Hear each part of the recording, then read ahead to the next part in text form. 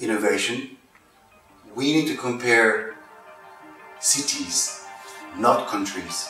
The truth is, you can't really compare Singapore and China, yet you can compare Sydney and Hong Kong, for example. The key question for government, the business community, scholars, and the society at large is what makes a city truly innovative? There are many criteria.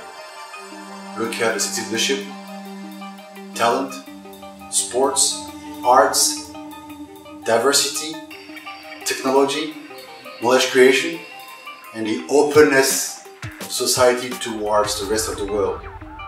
These are all components of what makes a true innovative ecosystem. Innovative city does not necessarily to be smart, although most of the cases they are. So if we look at the smart city, and the innovation is an enabler. We all know it's no longer about competition about economies or competition about countries, but it's a competition about cities now, within different clusters or characteristics of cities. Some are well known as knowledge cities, others are well known as environmental sustainable cities. There's a lot of cities competing with one another around the world. Some will market themselves very well, but then if it's not credible to the people who actually experience that city, they can't take that brand and extend it to something else. The city should be something in the nutshell which enhances quality of life as well as reputes itself with certain characteristics which are very unique to itself.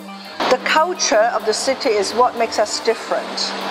And so if we are confident about our culture, if we understand our culture, that is the foundation of our innovation and creativity.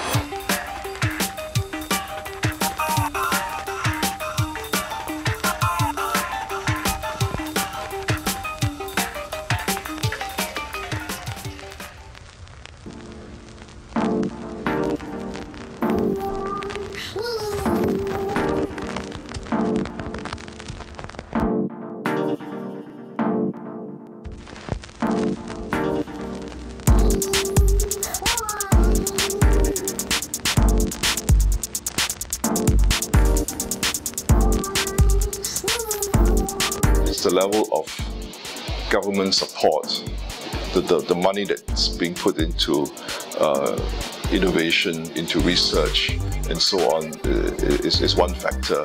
And already the institutions that we have in place, like the universities, research institutes, the legal system, these are all factors that add to to making a place more innovative or allowing innovation to thrive. The main factors in any city that's really important, it's really regulations that facilitate business. It's really a system of corporate and government collaboration to provide advisory, mentoring and guidance.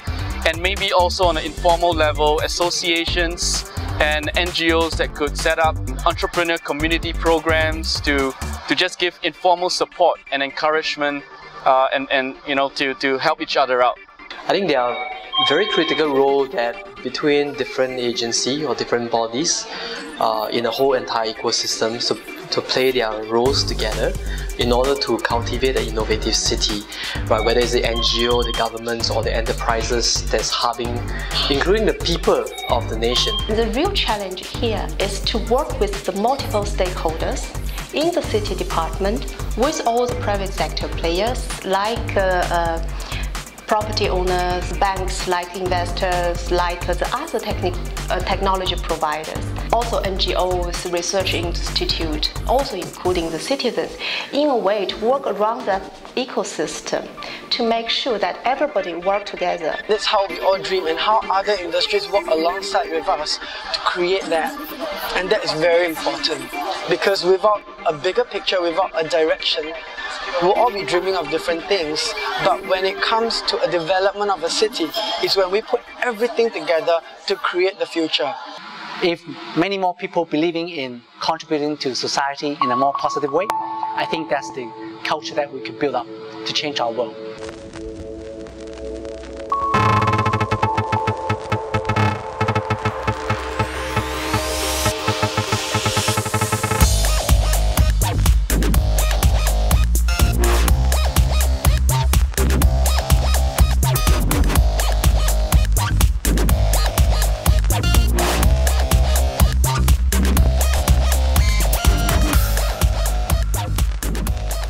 to accept someone for what they are, and as well as that to be accepting of the culture that they come from, respecting the different people's culture.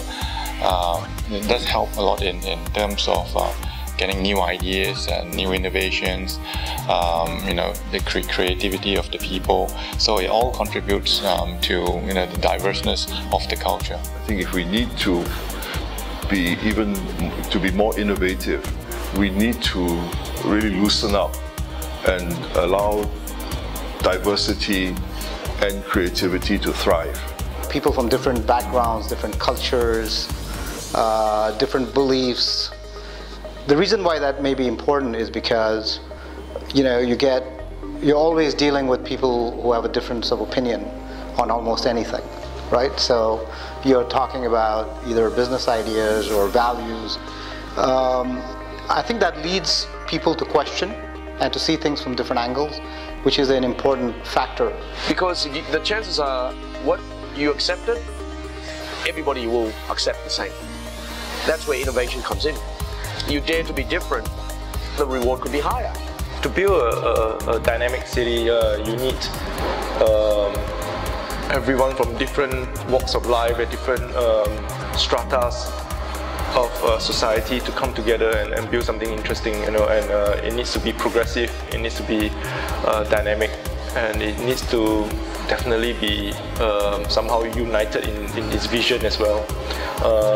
I guess you need that rich diversity of different ideas, but there needs to be a central vision that everybody can work towards, and that will help to build the city.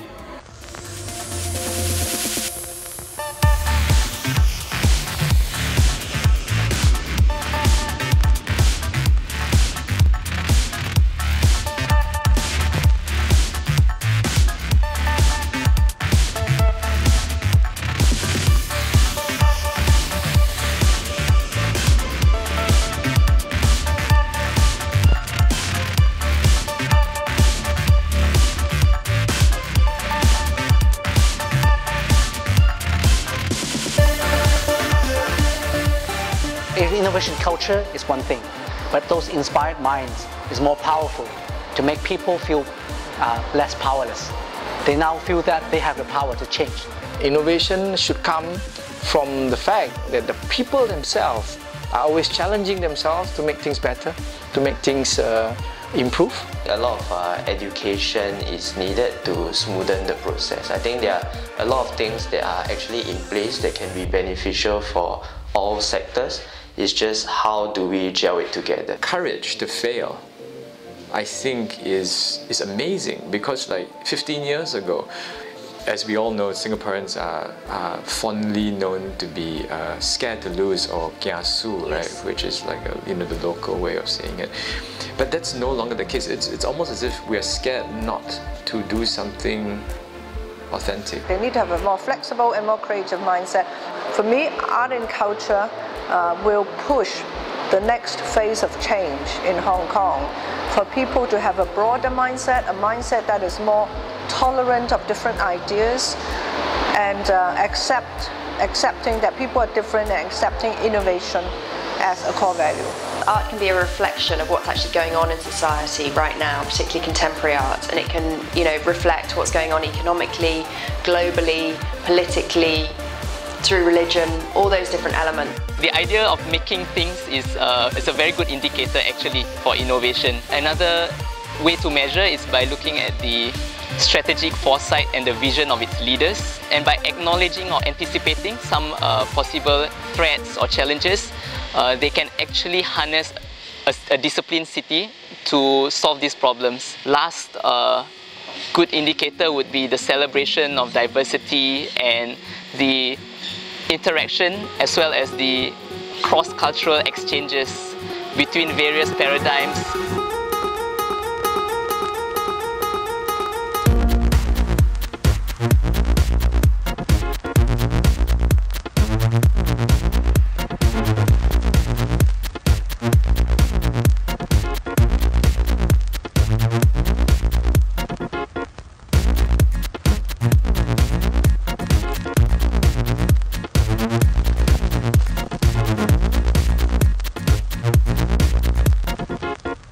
if you look at what makes Melbourne a prosperous city, it is because we are an innovative and a knowledge-based economy.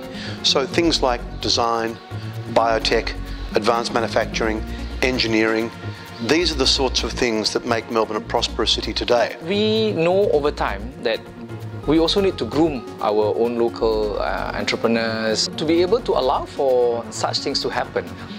I think we should be able to provide an environment, an ambience, and also a situation where people feel that they can succeed. We look at biotechnology, we look at IT, for example, we look at water technology, we look at hopefully the services industries, and these are areas which we think that somehow or other, if we are able to provide the conducive environment, people will flourish, enterprises will flourish. Communication, media, social media, transportation networks basically makes the world more dynamic. You need innovation in terms of technology. You need innovation in terms of financial or let's say business model. You also need innovation in terms of policy and the government support. Cities with ecosystems that truly support innovation are more agile, better equipped to face downturns and to lead upturns. Evidence shows that they are more successful and fast adapting themselves to new trends and more powerful in the long run. These cities offer the best jobs, they attract the best companies, they secure the best talent, they are the best hubs for R&D, they provide the best lifestyles and the best growth perspectives. At the end, all this becomes some kind of a self-fulfilling prophecy. To be successful and sustainable, the Asia cities of the future can only be striving innovation hubs.